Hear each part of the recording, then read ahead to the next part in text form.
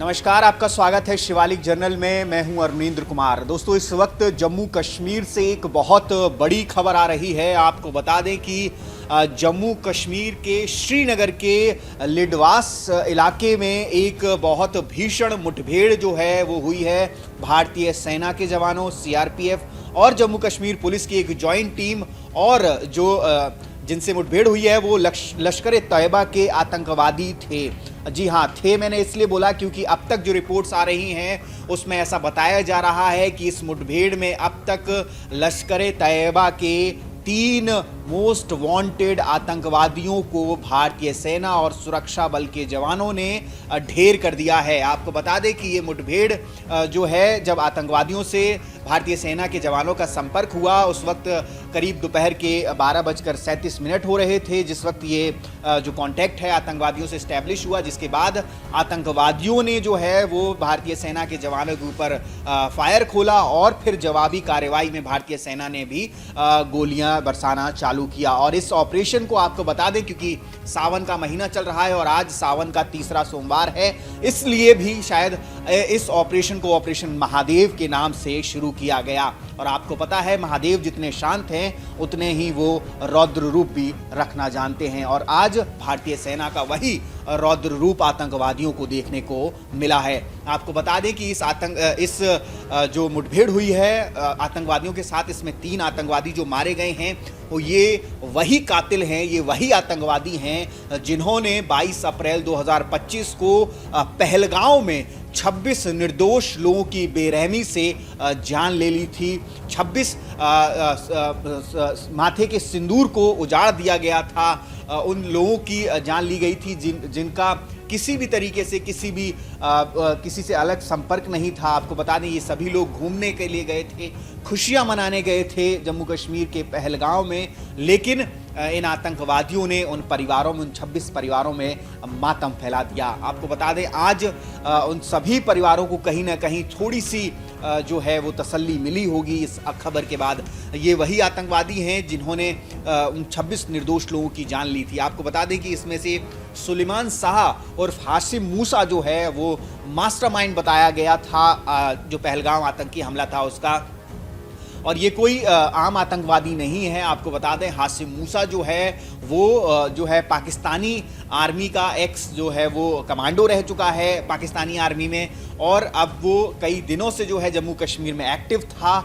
और उसी ने इस पूरे जो 22 अप्रैल को जो पहलगाम में हमला हुआ उसकी जो है प्लानिंग जो है उसी ने की थी। आपको बता दें, इसके साथ अबू हमजा और यासीर जो है, ये 2 आतंकवादी भी जो हैं मारे गए हैं। ये सभी पहलगाम हमले में, ऐसा बताया जा रहा है कि ये सभी पहलगाम हमले में शामिल थे, उन 26 निर्दोष लोगों की हत्या में शामिल थे जिन्हें इन्होंने मारा था। आपको बता दें कि जो ये हमला हुआ या जो ये ऑपरेशन हुआ अभी, उसके बाद से आपको बता दें, जिस तरीके से आपको याद होगा कि 22 अप्रैल के बाद लगातार पूरे भारत में एक रोष था, एक आक्रोश था लोगों के अंदर कि उन 26 निर्दोष लोगों की उन 26 आपको बता दें कि जिसमें से कि 24 लोग जो थे वो हिंदू थे, एक जो है ईसाई धर्म से थे, और एक जो है वहीं के लोकल जो हैं मुस्लिम जो टूरिस्ट गाइड होते हैं वो थे।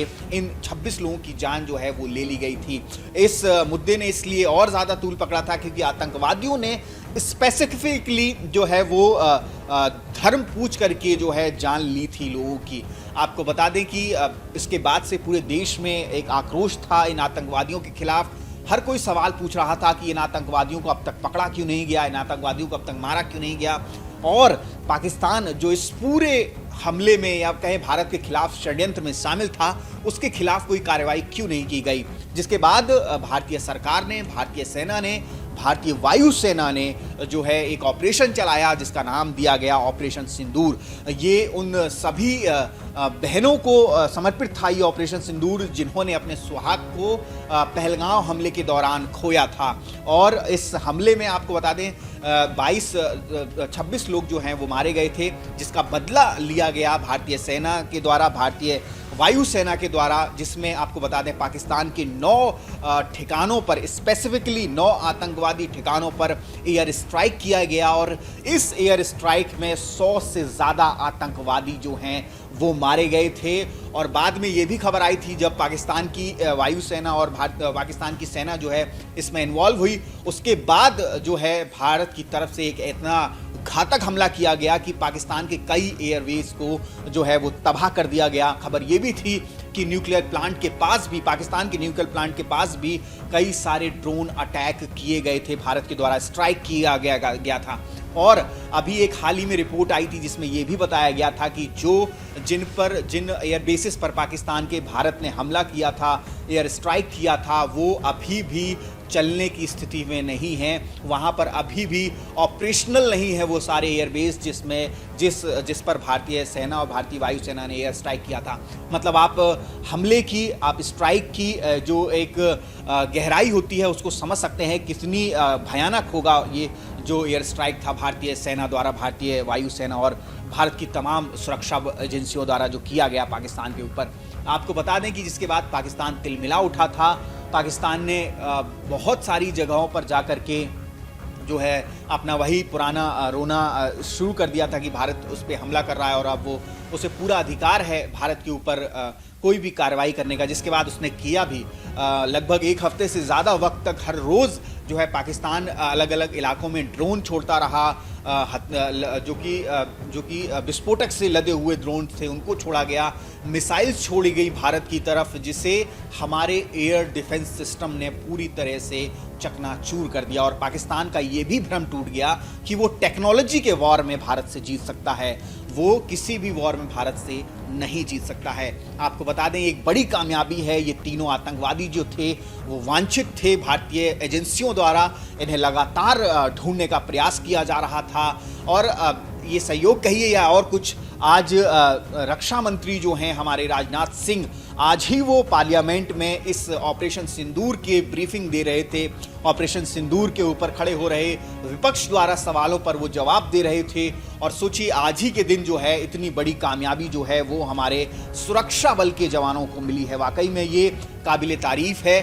और वो तस्वीरें तो मैं आपको नहीं दिखा सकता आतंकवादियों की जिनके छींतड़े उड़ा दिए गए हैं, मैं कहूँगा भारतीय सेना द्वारा। वो आपको हो सकता है सोशल मीडिया पर बहुत सारी जगहों पर मिल जाएं और आपको वो ज़रूर देखने भी चाहिए कि जो भारत की तरफ गलत निगाह उठा करके देखेगा उनका क्या अंजाम होगा। हमारी भारतीय सेना और हमारे सुरक्षा बल के जवान उनका क्या अंजाम करेंगे, ये ज़रूर उन्हें मैसेज जाना चाहिए जो भारत के खिलाफ षड्यंत्र रचते हैं।